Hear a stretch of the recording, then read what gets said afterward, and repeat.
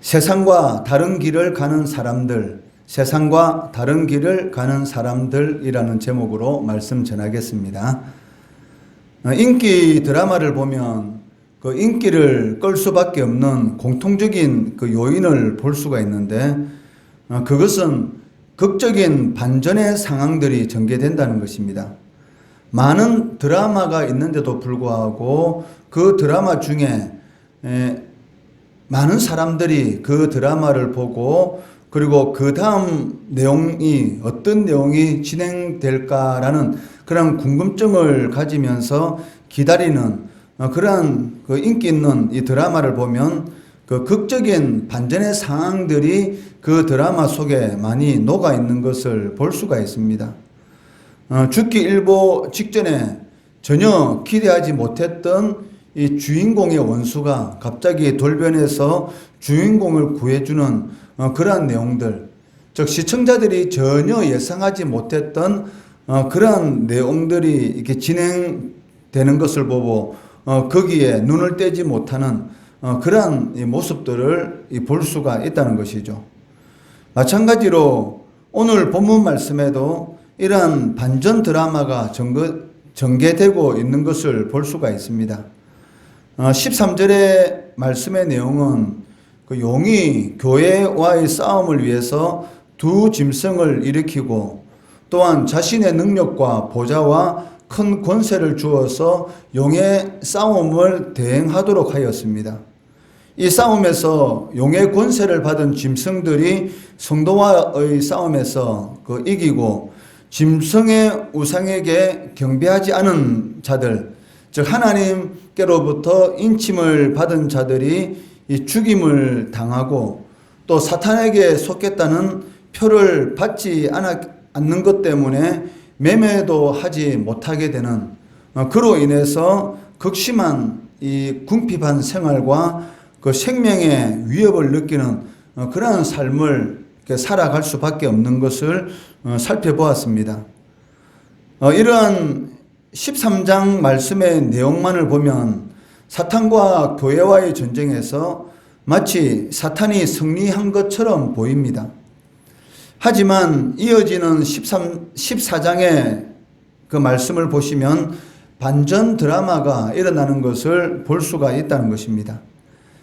세상을 압도하는 짐승의 권세, 이적과 표적을 행함으로 인해서 많은 사람들이 그 짐승의 우상을 이렇게 섬기게 되는데, 이러한 짐승의 권세에 대해서 교회는 너무나 초라하게 보이고 교회가 패한 것처럼 보입니다. 그렇지만 반전의 상황들이 일어나게 되고 그를 통해서 교회와 그리고 짐승의 추종자들의 결말이 완전히 역전되는 것을 볼 수가 있다는 것입니다. 짐승의 세력에 의해서 고난을 받던 하나님의 백성들은 영원한 안식을 누리게 되지만, 반대로 하나님을 대적하고 교회를 핍박하던 이 짐승의 추종자들은 영원한 불과 유황의 심판을 받게 되는 것을, 잠깐도 쉼을 누리지 못하는 그러한 영원한 이 고통을 당하는 것을 보게 된다는 것입니다. 그 14장의 말씀은 두 부분으로 나누어 이렇게 살펴볼 수가 있습니다.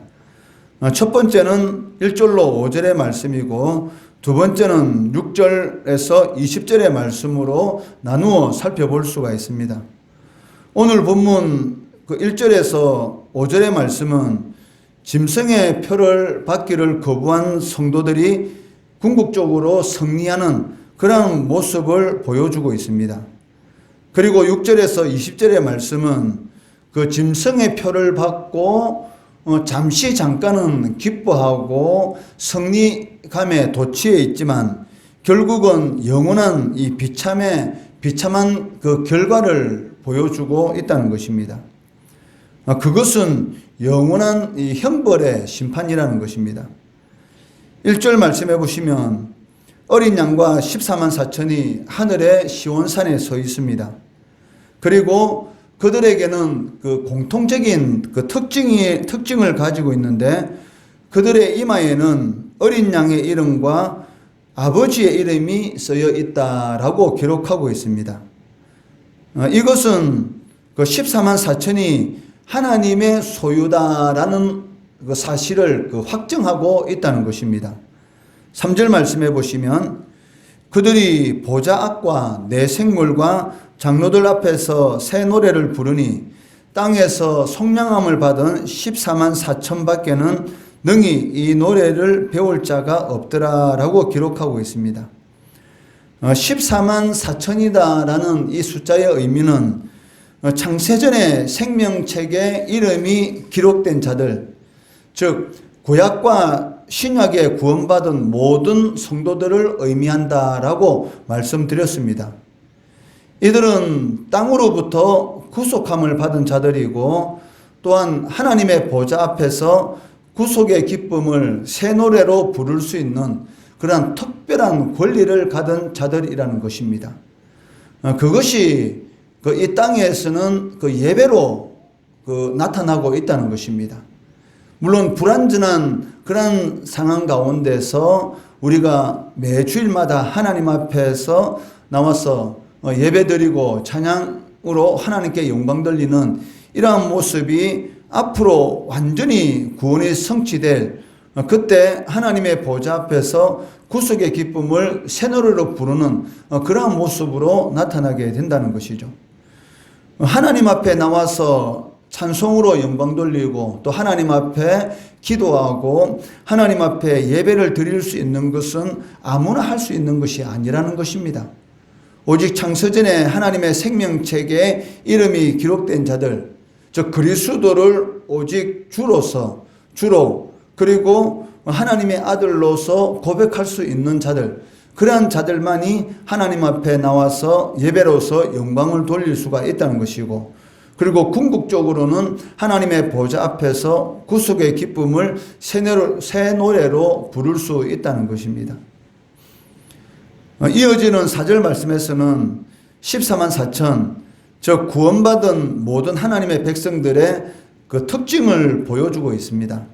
4절 말씀해 보시면 이 사람들은 여자와 더불어 더럽히지 아니하고 순결한 자라, 어린 양이 어디로 가든지 따라가는 자며 사람 가운데서 속량함을 받아 처음 익은 열매로 하나님과 어린 양에게 속한 자들이다 라고 기록되어 있습니다. 14절에서 말하는 그 14만 4천, 즉 구약과 신약을 통틀어서 구원받은 모든 하나님의 백성들에게 있어서 가장 큰 특징이 나오고 있는데 그것은 그 어린 양이 어디로 가든지 따라가는 자들이다 라고 말씀하고 계시다는 것입니다. 즉 어린 양이 어디로 가든지 따라가는 자들이다 라는 이 말은 어린 양이 삶의 기준이다 라는 그런 의미를 가지고 있고, 궁극적으로는 하나님의 말씀이 삶의 기준으로 삼고 살아가는 자들을 의미한다라고 할 수가 있다는 것입니다. 이것은 그 짐승의 표를 받은 자들과는, 즉 하나님의 생명책에 이름이 기록되지 않은 자들과는 절대적으로 대조되는 그런 삶을 살아가야 한다는 것을 보여주고 있습니다. 즉 짐승의 표를 받은 자들 같은 경우는 육신의 정욕과 그리고 안목의 정욕과 이생의 자랑을 쫓아서 살아가고 있다는 것입니다. 그것이 자신들의 삶의 기준이라는 것이죠. 어떤 모든 일을 결정할 때에 그 결정하는 그 기준이 무엇입니까? 이 일이 나의 삶에 어떤 유익을 주는가? 그것이 이 모든 삶의 결정의 기준이 되는 자들, 이러한 자들은 바로 짐승의 표를 받은 자들, 즉 짐승에게 속한 자들의 특징이다라는 것을 알 수가 있고, 그렇지만 그 하나님께 속한 자들의 특징은 무엇입니까? 바로 어린 양이 어디로 가든지 따라가는 자들, 즉 하나님의 말씀을 기준으로 살아가는 자들, 이러한 자들이 바로 하나님께 속한 자들이다라는 것을 보여주고 있다는 것이죠. 예수님께서도 이와 동일한 말씀을 하셨습니다. 나를 사랑하는 자는 나의 계명을 지키는 자들이다. 즉 주님을 사랑한다고 하면서도 불구하고 주님의 계명을 지키지 않는 자는 궁극적으로 주님을 사랑하지 않는 자들이란 것입니다. 주여 주여 하는 자들마다 그 천국에 들어갈 것이 아니다라고 말씀하신 것처럼 그 주여 주여 하는 자들의 그 진정한 표는 무엇이겠습니까? 바로 주님의 계명을 지키는 자들, 그러한 자들이 진정으로 그 천국에 이렇게 들어갈 수 있는 자들이다라고 말씀하고 계시다는 것입니다. 그 예수님은 제자들과 공생의 3년의 기간 동안 그 함께 지내시면서 지속적으로 제자의 도가 무엇인지, 즉 예수님의 제자로서의 살아가야 되는 그런 그 길이 무엇인지를 끊임없이 가르쳤습니다. 즉 제자의 길은 십자가의 길이다라는 것을 지속적으로 제자들에게 말씀하셨다는 것입니다. 그리고 십자가에 그 못 박히시기 위해서 예루살렘으로 올라가는 그 길 위에서도 끊임없이 반복적으로 제자들에게 내가 예루살렘으로 올라가면 그 대제사장들과 또 서기관들, 장로들로부터 핍박을 받고 십자가에 못 박혀 죽게 될 것이고, 그렇지만 3일 만에 다시 살아나게 될 것이다 라는 이런 십자가의 죽음과 부활에 대해서 제자들에게 지속적으로 이 말씀하시는 것을 그 마가복음 그 8장, 9장, 이 10장, 이 3장에 걸쳐서 말씀하고 계시다는 것입니다. 그런데 예수님께서 당신이 십자가에 못 박혀 죽을 것이다 라는 그 말을 예루살렘으로 올라가는 그 길 위에서 제자들에게 말씀하셨는데, 제자들은 그 주님께서 말씀하시는 이 십자가의 길에 대해서는 전혀 관심을 가지지 않고 오히려 예루살렘에 올라가게 되면 예수님께서 어떤 한 자리를 가지게 될 것인데, 거기에서 나는 오른편에 너는 왼편에 누가 더 큰가에 대한 거기에 대해서만 관심을 가지고 있었다는 것입니다. 그런데 이러한 제자들의 모습은 당시 예수님을 쫓는 그 제자들의 모습일 뿐만이 아니라 오늘 이 시대를 살아가는 우리들의 모습일 수도 있다는 것입니다. 남보다 조금 많은 그런 헌신을 하게 되면 남이 알아주기를 바라고, 그리고 남보다 더 나은 자리에 앉아서 내가 당신들보다 더 신앙이 좋은 것처럼 보이려고 하는 그런 모습들을 우리들에게서도 얼마든지 볼 수가 있다는 것이죠. 교회를 위해서 열심히 섬기면 그 섬긴 것 그 자체 하나만으로도 하나님 앞에 감사하며 그 입에서의 고백은 무익한 종입니다 라는 그 고백이 하나님을 진정으로 기쁘게 할 수 있는 그런 고백인데도 불구하고, 내가 다른 사람들보다 좀 더 많은 헌신, 좀 더 많은 그 교회를 섬기는 그런 모습이 오히려 자신을 다른 사람들보다 더 높이려는 그런 모습으로 보이기를 원하는 이러한 것은 제자들의 모습일 뿐만이 아니라 나의 모습일 수가 있다는 것이죠.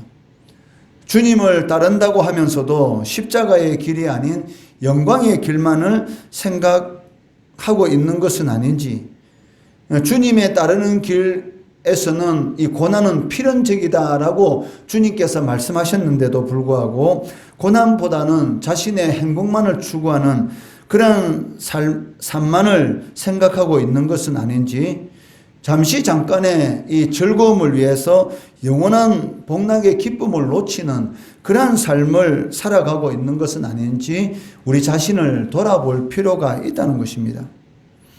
교회의 본질은 무엇입니까? 그것은 4절 말씀에 기록된 것처럼 어린 양이 어디로 인도하든지 그 길을 따라가는 자들이다라고 말을 할 수가 있을 것입니다. 부름받아 나서는 몸 어디든지 가오리다라는 우리 찬송을 잘 부르지 않습니까?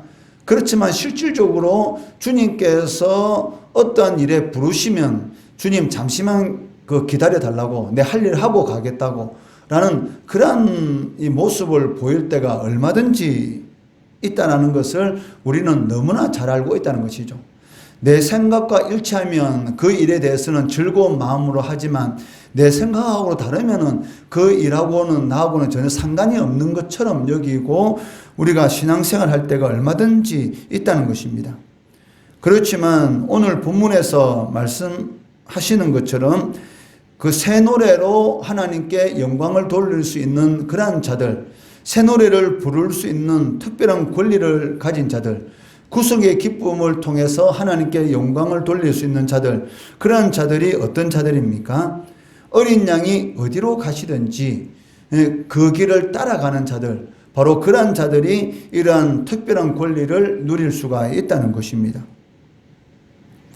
이 말씀은 범사에 주님의 뜻대로 살아가는 자들이다라는 그런 의미를 가지고 있다는 것이죠.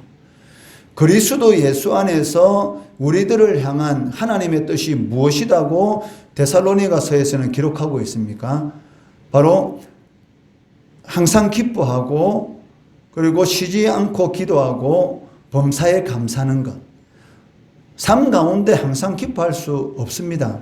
그렇지만 항상 기뻐하는 것이 하나님의 뜻이다라고 말씀하고 있고, 그리고 쉬지 않고 기도하는 것, 끊임없이 하나님과의 교제 관계 속에서 살아가는 것, 그리고 감사할 수 없는 일들이 얼마나 많습니까?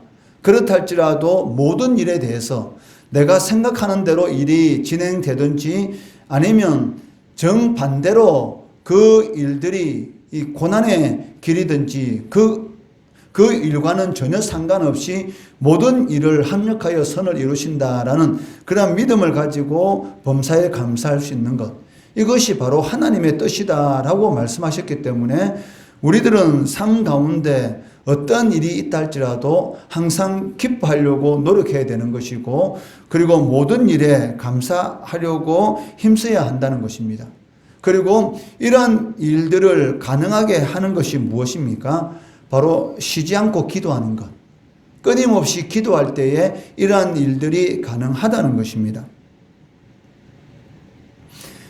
비록 주님을 따르는 길이, 주님의 말씀대로 살아가는 길이 십자가의 길이라 할지라도 그 길을 가는 자들만이 하늘 보좌에서 새 노래를 부를 특권을 누릴 수 있다라고 말씀하고 계시다는 것입니다. 3절 말씀해 보시면 그들이 보좌 앞과 내 생물과 장로들 앞에서 새 노래를 부르니 땅에서 속량함을 받은 14만 4천 밖에는 능히 이 노래를 배울 자가 없더라. 이것이 얼마나 큰 은혜겠습니까? 바로 하나님 앞에서 구속을 받은 자들만이 바로 하나님이 기뻐하는 새 노래를 배울 수가 있다는 것이죠. 이 은혜만큼 큰 은혜는 없다는 것입니다. 이 은혜 하나만 우리가 진정으로 깨닫고 그것이 우리의 삶 가운데서 역사한다면 어떤 상황 가운데 있을지라도 우리는 기뻐할 수가 있고 범사에 감사할 수가 있다는 것이죠. 이 은혜, 이 구속함을 받은 그 은혜 하나만으로도 하나님 앞에 감사하며 앞으로 하나님 앞에서 구속의 기쁨을 새 노래로 부를 수 있는 그런 특별한 권리가 나에게 주어졌다라는 것을 깨달으시고 그 하나만으로도 하나님께 영광 돌리는, 그리고 주님이 기뻐하는 그런 십자가의 길을 잘 걸어갈 수 있는 우리 성도들 되시기를 주의 이름으로 축원합니다.